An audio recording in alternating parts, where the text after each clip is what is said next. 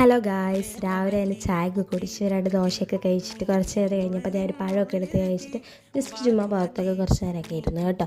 അതെല്ലാം കഴിഞ്ഞിട്ട് ഞാൻ പോയി അടുക്കളയിൽ. എനിക്ക് കുക്കിങ് ഭയങ്കര ഇഷ്ടമാണ് കേട്ടോ.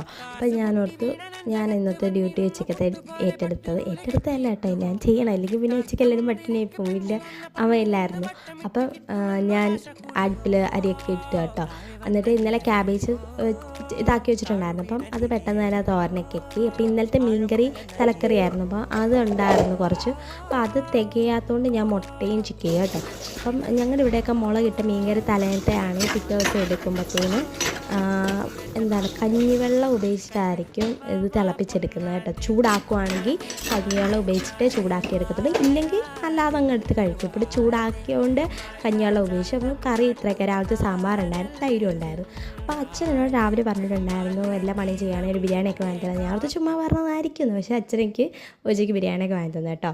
അപ്പം പണിയെല്ലാം എടുത്ത് കഴിഞ്ഞപ്പോൾ എല്ലാ പണിയും ഞാൻ കഴിഞ്ഞപ്പോഴത്തേന് 12:30 പിന്നെ ഒരു ടാങ്കൊക്കെ കലക്കി കുടിച്ച് വലിയച്ഛനും കൊടുത്തു കേട്ടോ.